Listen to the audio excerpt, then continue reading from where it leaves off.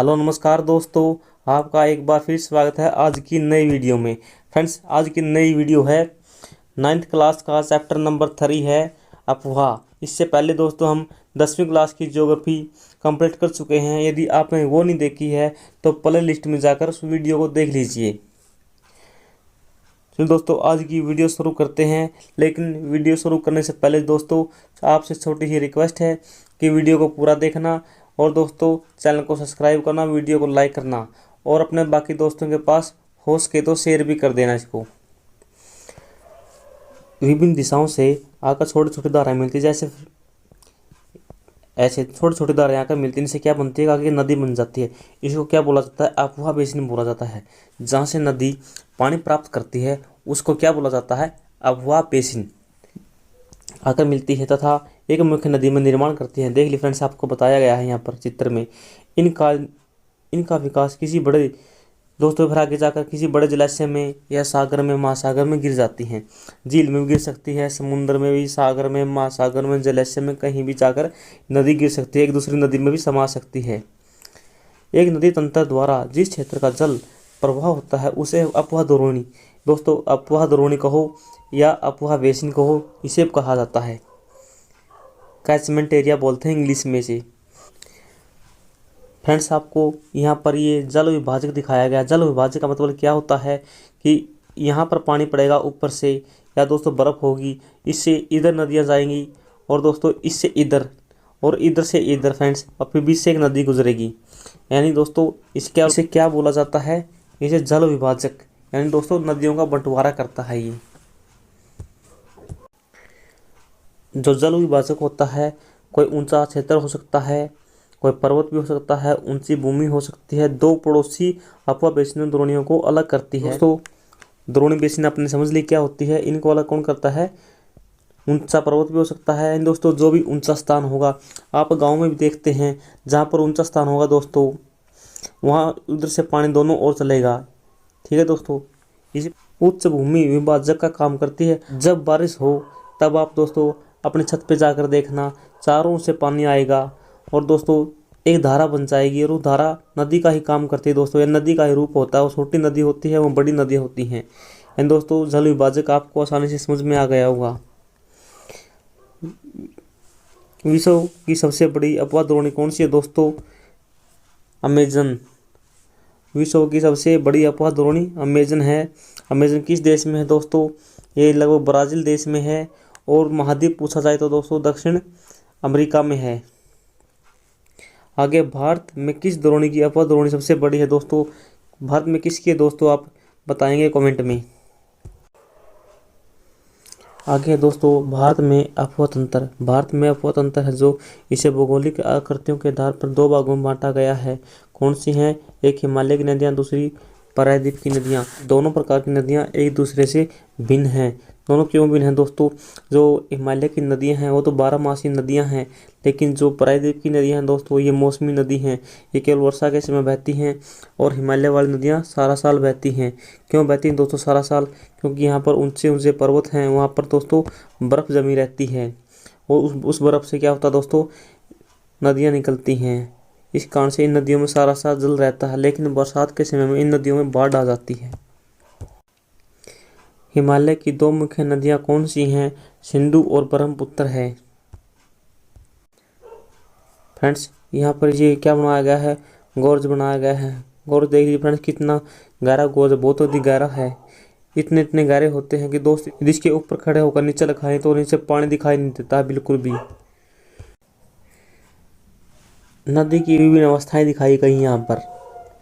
जब नदी यहाँ से चलती है तो दोस्तों यहाँ से नदी का स्रोत है और ये नदी का मुहावना है। यहाँ पर नदी डेल्टा बनाती है। और दोस्तों ये विसर्प है। विसर्प दोस्तों क्या होता है, नदी जब अपने रास्ते से काटती पाटती चलती है तो दोस्तों ऐसे चलती है, ये विसर्प बन जाते हैं। लेकिन आगे चल के दोस्तों जब ये विसर्प कट जाता है, नदी ऐसे रास्ता बना लेती है और विसर्प ऐसे रह जाता है तो दोस्तों एक झील बन जाती है जिसे गोखुर झील कहते हैं। क्या कहते हैं, गोखुर झील बोलते हैं। क्या दोस्तों कई बार इसका एग्जाम में चाप झील बोला जाता है, क्या चाप झील। नदी की मुख्य 3 अवस्थाएं होती हैं दोस्तों। इस अवस्था को क्या क्या बोलते हैं, प्रारंभिक अवस्था, इसको दोस्तों प्रौढ़ अवस्था, यहाँ दोस्तों की वृद्धावस्था होती है। आगे है जो नदियाँ हैं, इन नदियों कौन सी आकृतियाँ बनाती हैं, विसर्प बनाती हैं, गोखुर झील बनाती हैं, बाढ़ का मैदान बनाती हैं और निक्षेपित आकृतियाँ बहुत सी बनाती हैं। और ये दो नदियाँ कौन सी दोस्तों, जो हिमालय से निकलने वाली नदियाँ मुख्य क्या बनाती, डेल्टा बनाती हैं। जो प्रायद्वीप नदियाँ हैं कैसी हैं, मौसमी हैं, ये वर्षा पर निर्भर करती हैं। यदि वर्षा नहीं है तो दोस्तों इनका जल सूख जाता है शुष्क मौसम में। और जो हिमालय की नदियों की तुलना में इनकी लंबाई भी कम होती है। और छिलछिला क्या होता है फ्रेंड्स, गहरा होता है। यानी दोस्तों कम गहरा छिलछिला होता है। ये दोस्तों इनकी गहराई कम होती है क्योंकि प्रायद्वीप नदियों की, जो हिमालय वाली नदियाँ उनके अपेक्षा, और उच्च भूमि से निकलती हैं दोस्तों। आपको पता है उच्च भूमि से ही नदियाँ निकलती हैं सभी। और आगे कोई खास बात नहीं लिखी इसमें। हाँ दोस्तों एक खास बात लिखी है, जो प्रायद्वीप की नदियाँ हैं, प्रायद्वीप नदियाँ कहाँ बहती हैं, पश्चिम की ओर बहती हैं। प्रायद्वीप भारत की अधिकतर नदियाँ पश्चिम घाट से निकलती हैं, आपको बताया था मैंने, और बंगाल की खाड़ी की तरफ बहती हैं। ठीक है दोस्तों, इधर पश्चिम घाट है, ये इधर से नदियाँ निकल कर दोस्तों किधर बहेंगी, बंगाल की खाड़ी की ओर। इधर बंगाल की खाड़ी है, लेकिन दोस्तों पश्चिम घाट से जो पश्चिम से भी निकलती हैं दो, जैसे नर्मदा है, ताप्ती है, और भी छोटी छोटी नदियाँ बहुत सी हैं दोस्तों। वो कहाँ गिरती हैं दोस्तों, ये सब नदियाँ गिरती हैं इसमें अरब सागर में, ये दोस्तों बंगाल की खाड़ी में गिरती हैं। हिमालय की नदियाँ सिंधु, गंगा, ब्रह्मपुत्र मुख्य नदियाँ ये हैं, बाकी छोटी छोटी नदियाँ बहुत निकलती हैं।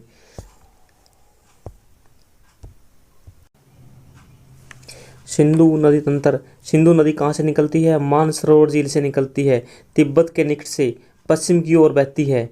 ठीक है, कहाँ की ओर, पश्चिम की ओर बहती हुई भारत में प्रवेश करती है। भारत में कहाँ से प्रवेश करती है, लद्दाख से प्रवेश करती है, याद रखिए।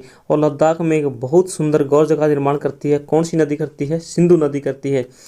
और भारत में आने के बाद इसमें बहुत सी नदियाँ मिल जाती हैं। कौन सी हैं, जास्कर, नुब्रा, श्योक, हुंजा।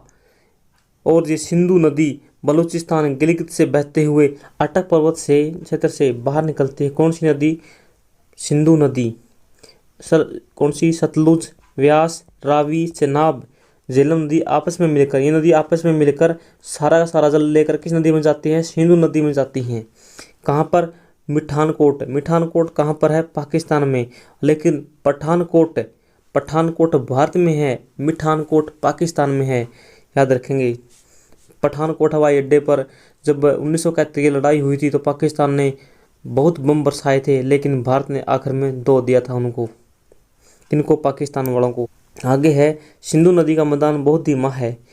सिंधु नदी दोस्तों मिठानकोट के पास सिंधु नदी मिल जाती है।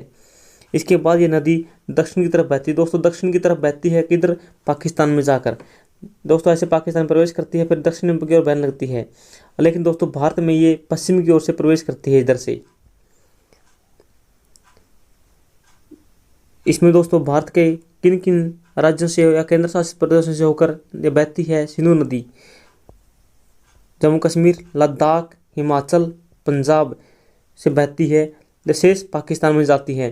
2900 किलोमीटर लंबी है। कौन सी नदी, सिंधु नदी, और विश्व की लंबी नदियों में से एक है।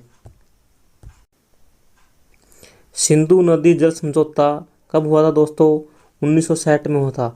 इसके तहत भारत दोस्तों केवल 20% जल ही इसका उपयोग कर सकता है।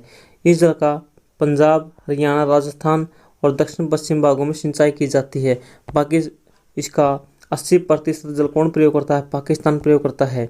आगे है गंगा नदी तंत्र।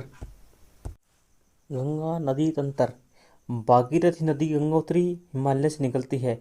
यानी जो गंगा का जन्म है कौन सी नदी करती है, भागीरथी करती है। इस पर कौन सा बांध है, टिहरी बांध है। कहाँ पर है, उत्तराखंड में है। अलकनंदा नदी उत्तराखंड के देवप्रयाग में, उत्तराखंड जो देवप्रयाग यहाँ पर है मान लीजिए, और इधर से आती है भागीरथी, और इधर से आती है कौन सी नदी आती है, अलकनंदा। ये दोनों नदी कहाँ मिलती हैं, देवप्रयाग में मिलती हैं। जहाँ पर दो नदियाँ मिलती हैं उसे प्रयाग बोला जाता है। इधर आई कौन सी, भागीरथी, इधर अलकनंदा, ये दोनों मिलगी। दोनों मिलने के बाद देवप्रयाग में आगे इसका नाम क्या पड़ जाता है, गंगा बन जाता है।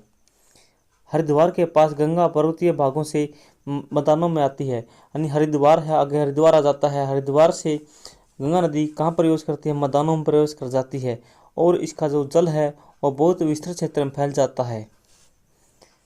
हिमालय से निकलने वाली बहुत सी नदियाँ आकर गंगा में मिलती हैं। इनमें बहुत प्रमुख नदियाँ कौन सी हैं? यमुना, घग्गर, गंडक, कोसी गंगा की सहायक नदियाँ हैं। यमुना गंगा की सबसे बड़ी सहायक नदी है।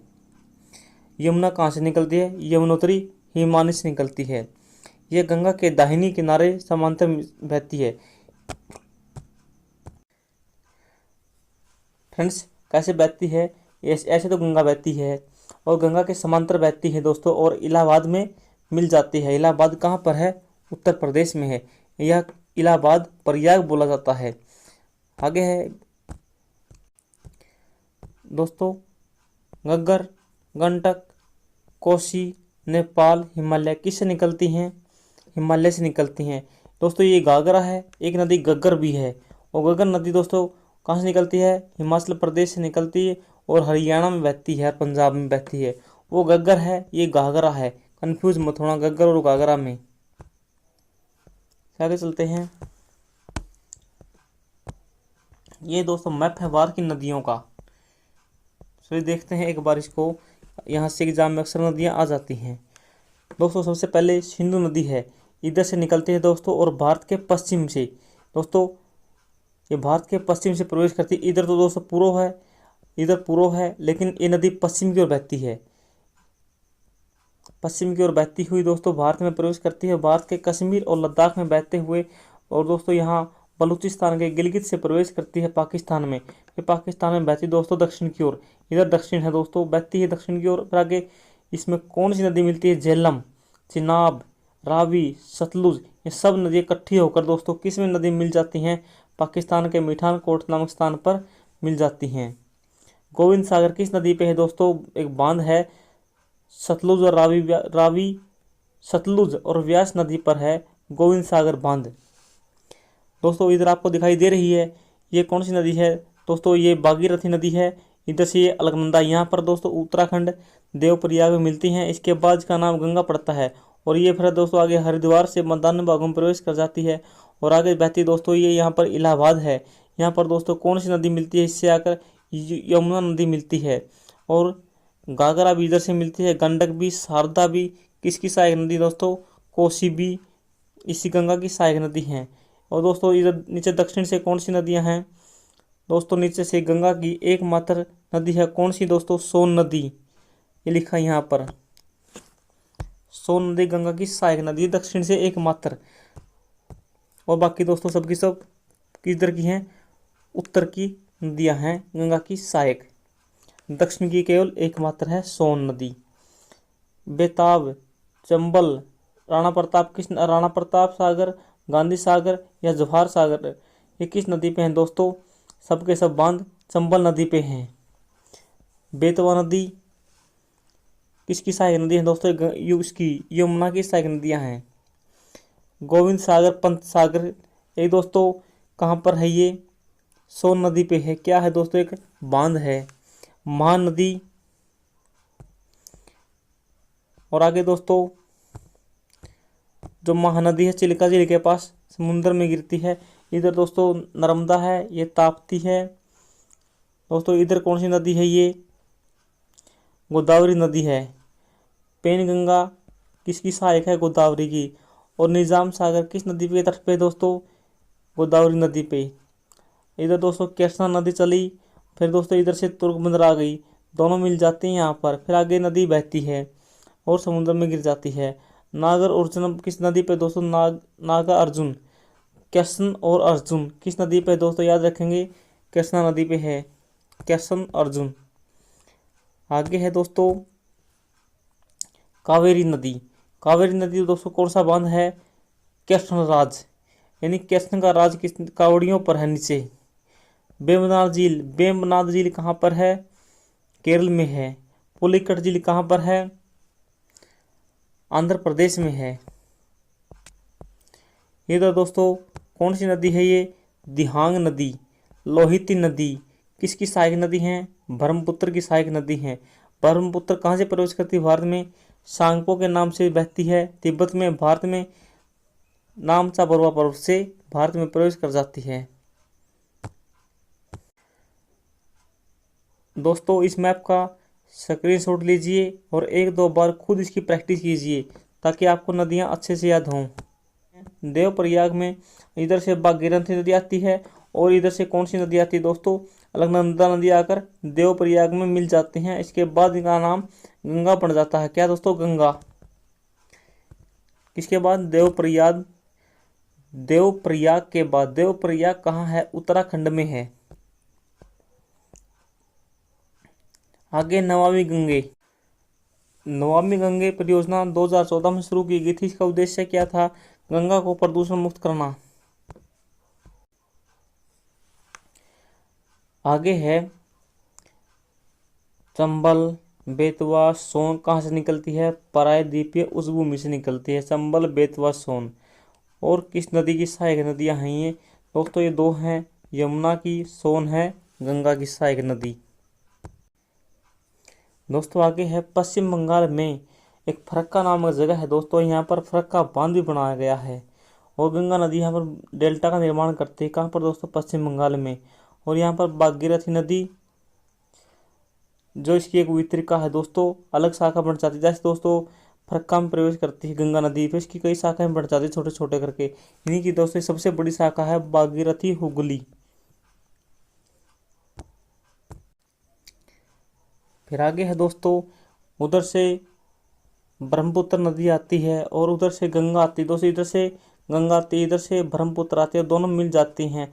मिलने के बाद दोस्तों इन दोनों का नाम क्या पड़ जाता है? मेघना। यहाँ लिखा मेघना। दोस्तों इसके बाद आगे बहती हुई है वर्ध नदी। कहाँ पर? बहुत बड़ी नदी हो जाती है दोस्तों। कहाँ पर अपना जल डालती है? सुंदरवन डेल्टा का निर्माण करती है, बंगाल की खाड़ी में जल डालती है। याद रखेंगे दोस्तों, मेघना बन जाती है गंगा और ब्रह्मपुत्र मिलने के बाद। सुंदरवन डेल्टा का नाम वहां पाए जाने वाले सुंदरी पादपों के नाम पे रखा गया है। सुंदरी पौधे पाए जाते हैं, पेड़ पाए जाते हैं, उनके नाम पर सुंदरवन रखा गया है। सुंदरवन डेल्टा विश्व का सबसे बड़ा डेल्टा है और तेजी से वृद्धि करता हुआ डेल्टा भी है। और इस डेल्टा में क्या मिलते हैं? Royal Bengal tiger. क्या मिलते हैं? रॉयल बंगाल टाइगर मिलते हैं। आगे है गंगा की लंबाई कितनी है? 25,500 किलोमीटर है। और कई बार एग्जाम में दोस्तों 2,500 नदियाँ मिले तो आपको 25 मिल सकता है। 25 यानी 2500 किलोमीटर इसकी लंबाई है गंगा की। अम्बाला नगर, अम्बाला नगर दोस्तों किस राज्य में है? हरियाणा में है। सिंधु तथा गंगा नदी के बीच जल विभाजक का काम करता है दोस्तों। ऊंची भूमि है अम्बाला। अम्बाला के दोस्तों इस ओर तो बहती सिंधु नदी और इस ओर बहती गंगा नदी। इन दोनों में विभाजन का काम करता है कौन? अम्बाला। अम्बाला से सुंदरवन तक की लंबाई कितनी है? लगभग 1800 किलोमीटर है। और दोस्तों जो ढाल है, ढाल में गिरावट कितनी आती है? 300 मीटर की गिरावट आती है 1800 मीटर की लंबाई के बाद। यानी 6 किलोमीटर लंबी दूर नदी चलती है और ढाल की कितनी कमी आती है? केवल 1। आगे है ब्रह्मपुत्र नदी। ब्रह्मपुत्र नदी कहाँ से निकलती है? मानसरोवर झील से निकलती है। और इसके पास में ही दोस्तों सिंधु और सतलुज के स्रोत भी हैं पूर्व में।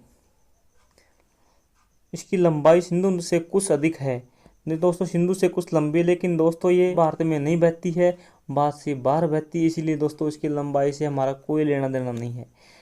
दोस्तों नामचा बरुआ पर्वत आपको मैंने बताया था कहाँ है? अरुणाचल प्रदेश में है। 57 मीटर ऊंचा है दोस्तों। नामचा बरुआ पर्वत से प्रवेश करती है दोस्तों यू आकार के आकृति बनाते हुए। कौन सी नदी? ब्रह्मपुत्र नदी।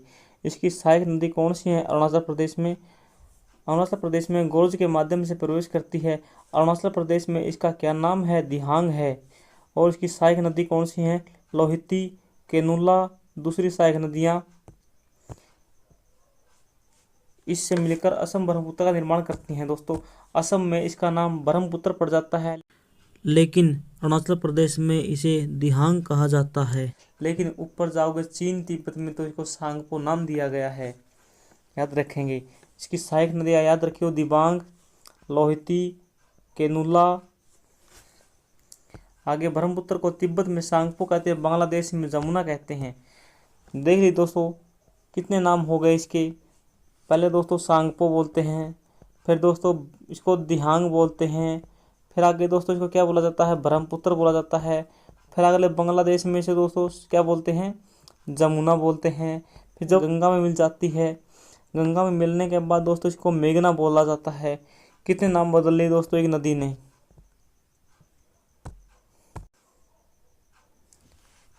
दोस्तों यहाँ पर कोई खास बात नहीं लिखी है,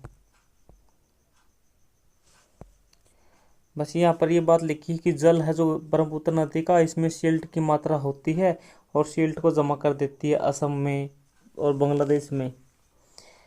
प्रत्येक वर्ष वर्षा ऋतु में यह नदी अपने किनारों से ऊपर बहने लगती है। कौन सी नदी की बात दोस्तों, ब्रह्मपुत्र नदी। ब्रह्मपुत्र नदी किस राज्य में अधिक बाढ़ लाती है, असम में अधिक बाढ़ लाती है, बांग्लादेश में भी बहुत क्षति पहुंचाती है। उत्तर भारत की अन्य नदियों के विपरीत ब्रह्मपुत्र नदी में सिल्ट, दोस्तों क्या सिल्ट निक्षेप की मात्रा बहुत अधिक है। एग्जाम में एक बार पूछा गया था कि ब्रह्मपुत्र नदी किसका निक्षेप करती है, दोस्तों सिल्ट का निक्षेप करती है।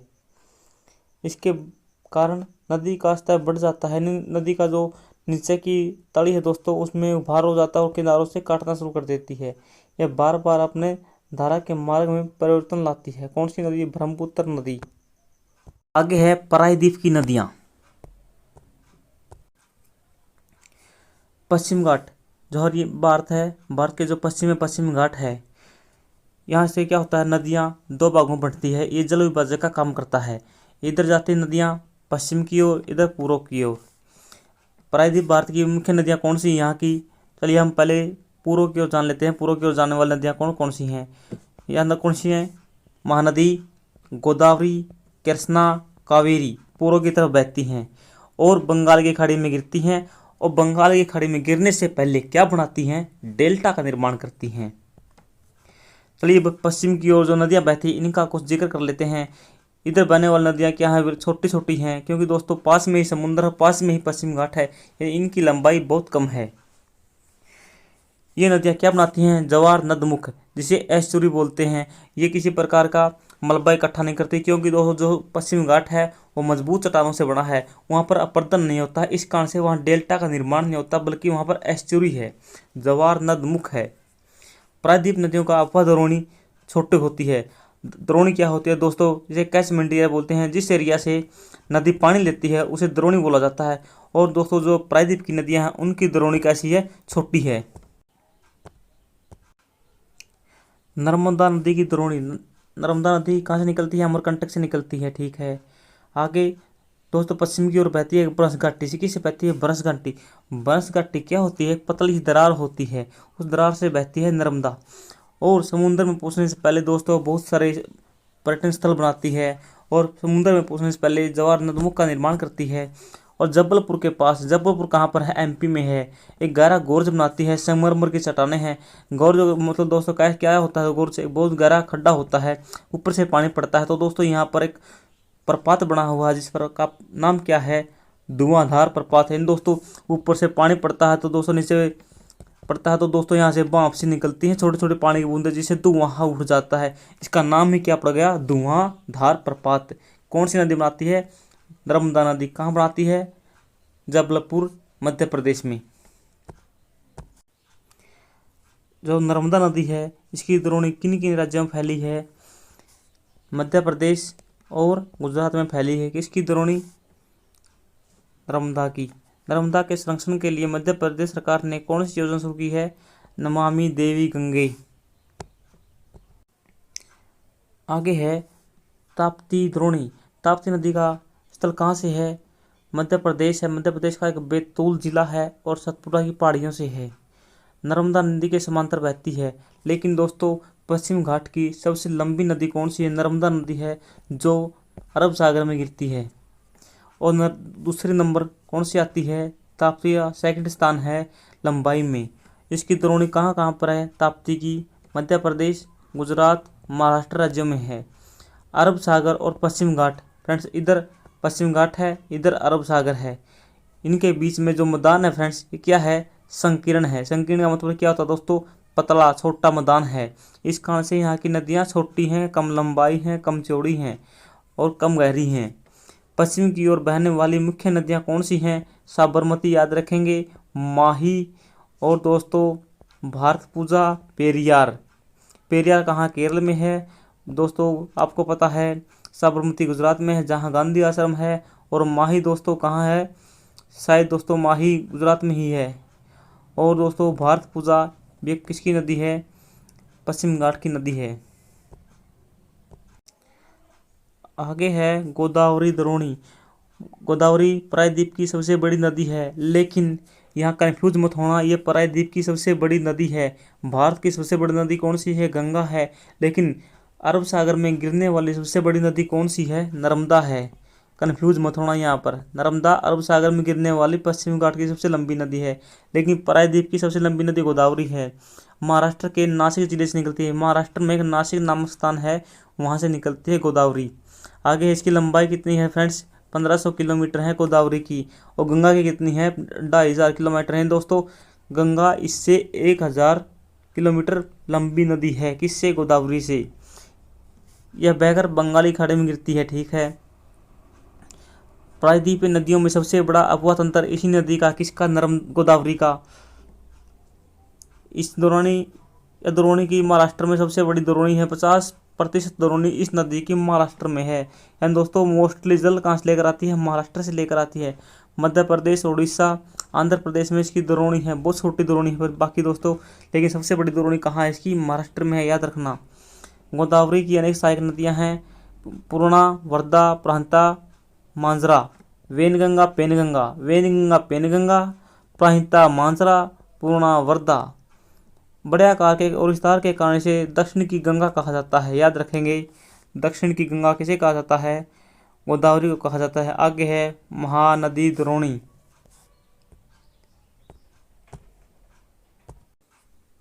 आगे है महानदी का उद्गम स्थल कहाँ से है? छत्तीसगढ़ से है, उच्च भूमि से। छत्तीसगढ़ की उच्च भूमि से, किसका? महानदी का। और उड़ीसा से बहते हुए बंगाली खाड़ी में गिर जाती है। इन दोस्तों छत्तीसगढ़ से निकलती है और आगे उड़ीसा में क्या होती है? समुद्र में गिर जाती है और क्या बनाती है दोस्तों? डेल्टा का निर्माण करती है। इसकी लंबाई कितनी है दोस्तों? किसकी? महानदी की 860 किलोमीटर। और ऊपर पढ़ी थी हमने दोस्तों, गोदावरी की कितनी थी? 1500 किलोमीटर लंबाई थी। इसकी अफवाह द्रोणी कहाँ कहाँ पर है? महाराष्ट्र में है, छत्तीसगढ़ में है, झारखंड में, उड़ीसा में। कितने? दो चार राज्यों में द्रोणी फैली है। कौन सी नदी की? महानदी की। आगे है कृष्णा। कृष्णा कहाँ से निकलती है? महाराष्ट्र के महाबलेश्वर से निकलती है। और महाराष्ट्र के नासिक से कौन सी नदी निकलती है? नासिक से, याद रखेंगे, गोदावरी। इसकी लंबाई कितनी है कृष्णा की? 1400 है, लेकिन गोदावरी की लंबाई कितनी थी? 1500 थी। और जो हमने पढ़ी थी महानदी कितनी थी? 860 किलोमीटर लंबाई थी। इसकी सहायक नदियाँ कौन सी हैं? तुंगभद्रा, कोयना, घाटप्रभा, मूसी, भीमा इसकी सहायक नदियाँ हैं। किसकी? कृष्णा की। इस प्रकार दोस्तों भीमा को याद कर सके तो कृष्ण और भीम साथ साथ रहते थे। इसकी द्रोणी कहाँ कहाँ फैली है दोस्तों? महाराष्ट्र निकलती है, महाराष्ट्र में होगी दोस्तों। फिर इधर महाराष्ट्र से निकलकर दोस्तों महाबलेश्वर से इधर जाती है कर्नाटक में दोस्तों। फिर कर्नाटक के बाद इधर जाती है ये आंध्र प्रदेश में। और दोस्तों यहाँ पर समुद्र में गिर जाती है, यानी समुद्र में मिल जाती है। और यहाँ पर किसका निर्माण करती है? डेल्टा का निर्माण करती है। आगे है कावेरी। कावेरी कहाँ से निकलती है? ब्रह्मगिरी की पहाड़ी से निकलती है, पश्चिम घाट से। ब्रह्मगिरी की पहाड़ी कहाँ पर है दोस्तों? कर्नाटक में है, वहाँ से निकलती है। फिर आगे क्या है? कहाँ बहती है? फिर आगे दोस्तों तमिलनाडु के कुडलूर, तमिलनाडु के कुडलूर में दक्षिण भाग में गंगा में मिल जाती है। यानी दोस्तों कर्नाटक से निकलती है, कर्नाटक के बाद केरल में जाती है, केरल के बाद तमिलनाडु में जाती है। और तमिलनाडु में दोस्तों एक कुडलूर नामक स्थान है। कौन सा दोस्तों? कुडलूर। यहाँ पर समुद्र में मिल जाती है।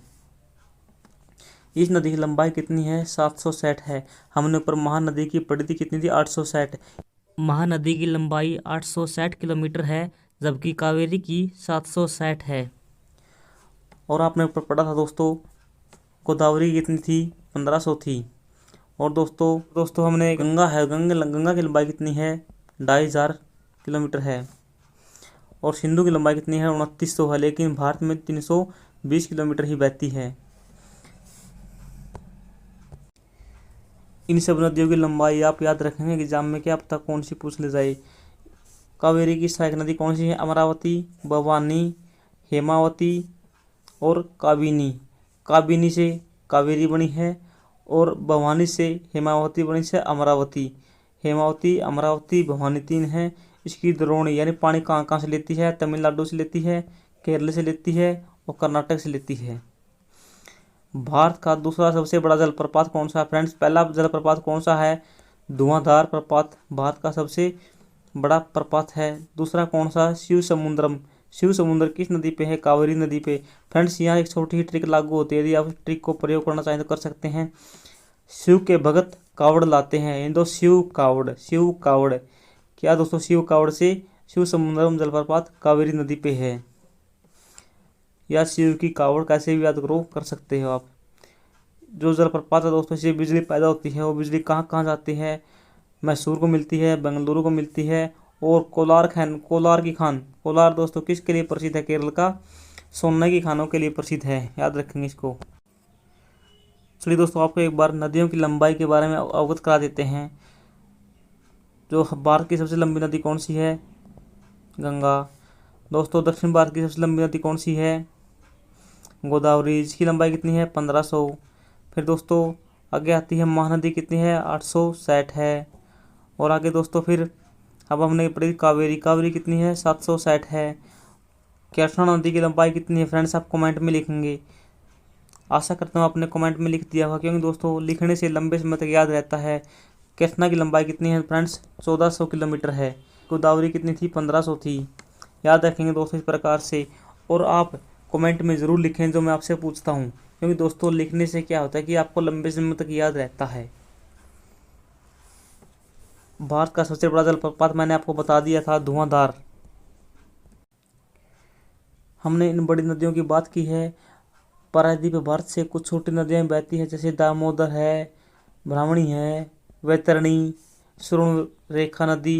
ये क्या छोटी छोटी नदियाँ हैं? कहाँ से बहती हैं? प्रायद्वीप पठार से निकलकर और पूर्व की ओर बहती है और कहाँ गिरती हैं? या तो किसी नदी में मिल जाती हैं या सीधे बंगाल की खाड़ी में। फ्रेंड्स यहाँ पर कुछ जल का विवरण दिया, थोड़ा बहुत देख लीजिए। पृथ्वी पर कितना जल? 71 है। 71 में दोस्तों लगभग 97% जल किसा है? लवणीय है। 3% जल मीठा है। इसमें से भी दोस्तों 3/4 जल कहाँ पर है? हिमालय के रूप में जमा हुआ है। आगे है झीलें। कश्मीर घाटी। कश्मीर घाटी में दोस्तों एक डल झील है, बहुत प्रसिद्ध है। डल झील है, कूलर झील भी है यहाँ पर। नाव वाले घरों, नाव के दोस्तों जो नाव होती है, नाव में छोटे छोटे घर होते हैं। और शिकारा में आप गए होंगे दोस्तों, यहाँ पर क्या देखने को मिलता है कि नाव में लोग बैठते हैं और शिकार करते हैं। इस प्रकार की कुछ बातें हैं। आगे है कश्मीर है। कश्मीर एक नैनीताल नामक स्थान है। ये किसके लिए प्रसिद्ध? दोस्तों झीलों के लिए प्रसिद्ध हैं। झीलों के कारण दोस्तों ये पर्यटन स्थल के रूप में उभरे हैं। इस बारे में यही बात की गई है। फ्रेंड्स छोटा सा प्रश्न यहाँ से, क्या पता एग्जाम में बन जाए। पृथ्वी की सतह पर गर्त बन जाता है, गड्ढा बन जाता है पृथ्वी की सतह पर। इस भाग को क्या कहते हैं दोस्तों? इसमें जल भर जाता है, जल जमा हो जाता है, झील कहा जाता है।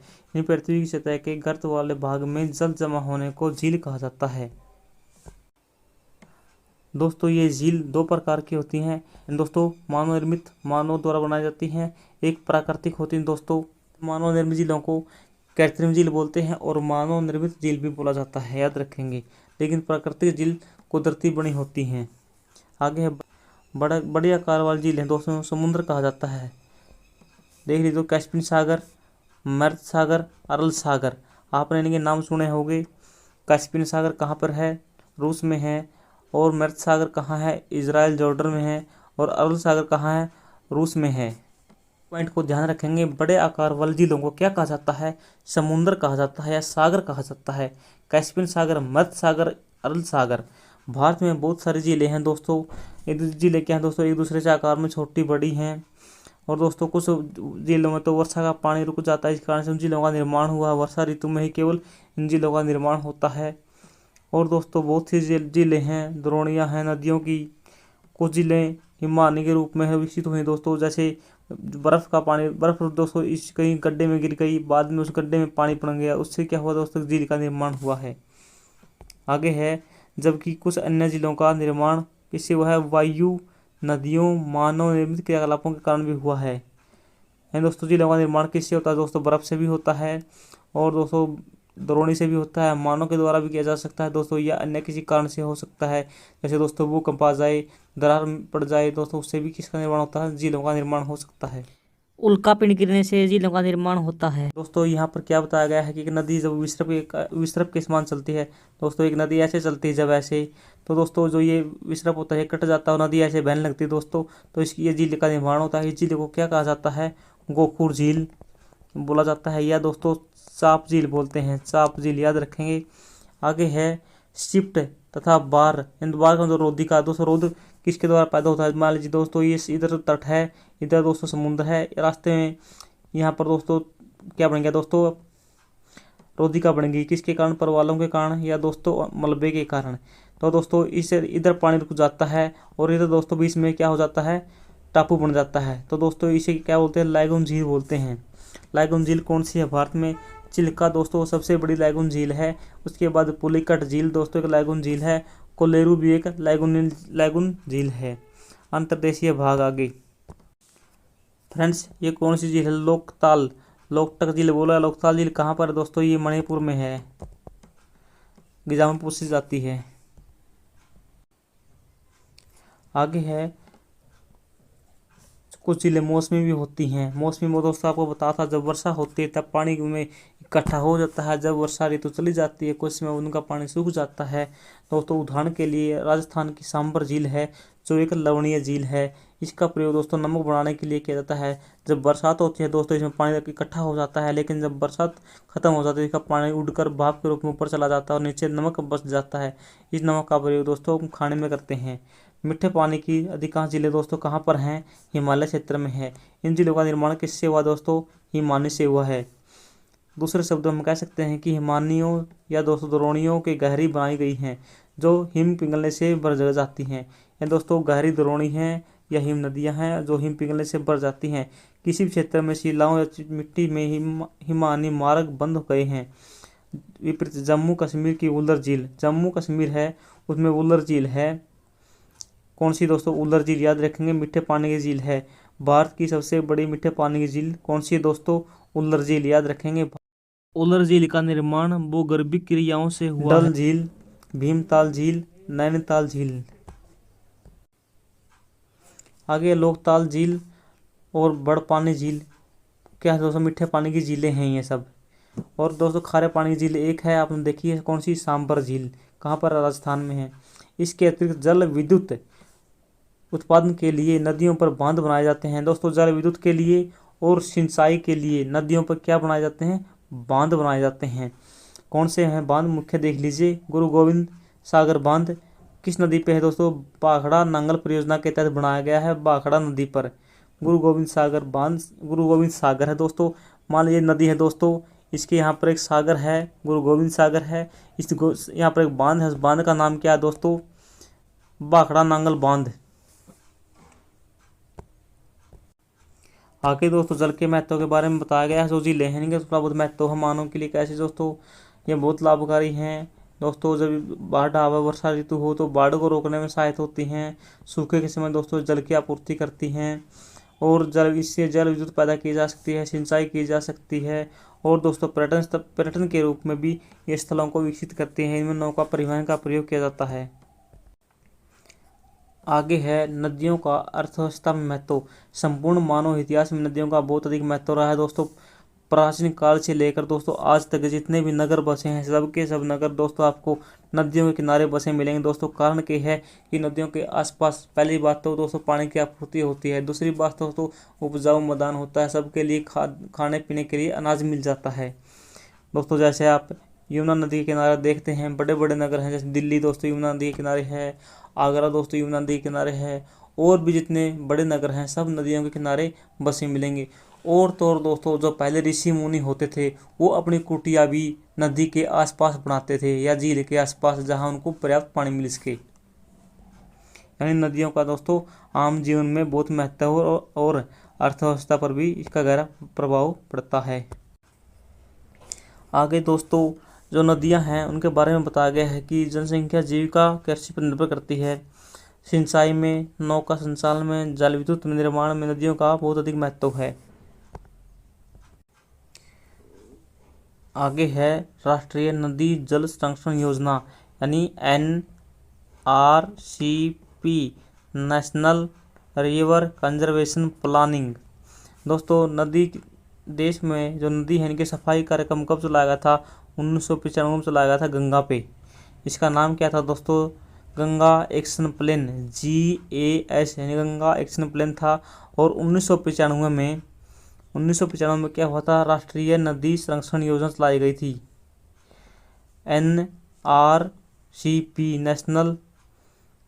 नेशनल रिवर संरक्षण यानी कंजर्वेशन परियोजना चलाई गई थी। इनका मुख्य उद्देश्य ये था नदियों को साफ करना, प्रदूषण मुक्त करना, एक नदी को दूसरी नदी से जोड़ना ताकि पानी की आपूर्ति हो सके। फ्रेंड्स, 1995 में मिड डे मील शुरू हुआ था। 1985 में आपको पता है दोस्तों क्या हुआ था? 1986 में राष्ट्रीय उपभोक्ता अधिनियम बन के आया था। 1985 में शुरुआत हुई थी इसकी। और हरियाणा में दोस्तों 1985 में क्या बना था? बैंस अनुसंधान केंद्र बना था, हिसार में है जो। यहाँ पर दोस्तों नदी के प्रदूषण की बात की गई है। आपको पता है नदियों का प्रदूषण कैसे होता है दोस्तों? घरेलू कचरे से, औद्योगिक कचरे से, और दोस्तों कृषि में जो हम प्रयोग करते हैं स्प्रे, दवाई और कीटनाशक बोलते हैं जिसे, और इसका प्रयोग करते हैं, खाद का प्रयोग करते हैं, यूरिया, DAP का। उससे क्या होता है? मृदा प्रदूषण भी होता है, जल प्रदूषण भी होता है और वायु प्रदूषण भी होता है दोस्तों। इस प्रकार की बात यहाँ पर की गई है कि किस प्रकार से प्रदूषण होता है नदियों में। इसी लेसन के हम बहुवैकल्पिक प्रश्न करते हैं। वुलर झील किस राज्य में स्थित है? आपको पता है दोस्तों पंजाब में कौन सी झील है? गोविंद सागर झील है। राजस्थान में सांबर झील है। और दोस्तों जम्मू कश्मीर में उल्लर और डल झील है। नर्मदा नदी का उद्गम कहाँ है? नर्मदा नदी का उद्गम स्थल दोस्तों अमरकंटक की पहाड़ी है। एंड दोस्तों एक छोटी ट्रिक है, यदि आप करना चाहो तो, जो नरम होते हैं, जो नरम लोग होते हैं दोस्तों, वो हमेशा अमर हो जाते हैं, क्योंकि दोस्तों उनके मरने के बाद भी उनको लोग याद करते हैं कि भाई वो तो बहुत अच्छा था, बहुत नरम आदमी था। एंड दोस्तों नरम लोग मरने के बाद भी अमर हो जाते हैं। आगे है निम्नलिखित में से कौन सी लवणीय जलवायु झील है? यानी दोस्तों कौन सी में जल है जो लवणीय है? डल में दोस्तों मीठा है, गुल्लर में मीठा है, गोविंद सागर में मीठा है, लेकिन सांबर झील से नमक प्राप्त किया जाता है। ये दोस्तों लवणीय झील है राजस्थान में। निम्नलिखित में से कौन सी नदी प्रायद्वीप भारत की सबसे बड़ी नदी है? दोस्तों हमने देखी थी दोस्तों, इसकी लंबाई कितनी है दोस्तों आपको पता है? 860 किलोमीटर कुछ है दोस्तों। कृष्णा कितनी है? 760 है। और नर्मदा कितनी दोस्तों?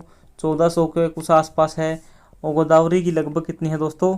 1500 के आसपास है। इन दोस्तों सबसे लंबी कौन सी हुई? गोदावरी हुई। निम्नलिखित में से कौन सी नदी बरस घाटी से होकर बहती है? दोस्तों महानदी किधर बहती है? बंगाली खाड़ी की ओर। कृष्णा भी बंगाली खाड़ी में, तुंगभद्रा बंगाली खाड़ी में। लेकिन दोस्तों ताप्ती है एक बरस घाटी से होकर बहती है, एक ताप्ती एक नर्मदा है। भारत की दो नदियां हैं जो बरस घाटी से बहती हैं। बरस घाटी क्या होती है दोस्तों? जब धरती में कभी भूकंप आया हुआ दोस्तों, एक दरार पैदा हो गई दोस्तों, इस दरार से बहती है कौन सी नदी? दो, नर्मदा और ताप्ती। आगे दोस्तों जल विभाजक का क्या कार्य है? दो नदियों को अलग अलग करने का काम करता है। भारत में सबसे विशाल द्रोणी किस नदी की है दोस्तों? आपको पता है किसकी है? गंगा की है। सिंधु एवं गंगा नदियां कहाँ से निकलती हैं दोस्तों? दोनों की दोनों उत्तराखंड से निकलती हैं दोस्तों, उत्तराखंड के मानसरोवर के आसपास से। गंगा की दो मुख्य धाराओं के नाम बताइए दोस्तों। दो धाराएं हैं कौन सी? एक तो भागीरथी है और दूसरी दोस्तों अलकनंदा है। दोनों मिलती हैं कहाँ पर दोस्तों? देवप्रयाग उत्तराखंड में। लंबी धारा होने के बावजूद तिब्बत के क्षेत्र में ब्रह्मपुत्र में कम गाद और सिल्ट क्यों है? क्योंकि दोस्तों वहाँ पर क्या है कि जो ज़मीन है दोस्तों वो कठोर है, इस कारण से उसको बहाकर नहीं ला सकती। सिल्ट को गाद भी बोलते हैं। कौन सी दो प्रायद्वीपीय नदियाँ गर्त होकर बहती हैं? समुद्र में गिरने से पहले वो आकृति नहीं निर्माण करती हैं दोस्तों, जवार नदमुख बनाती हैं। कौन सी हैं? नर्मदा और ताप्ती।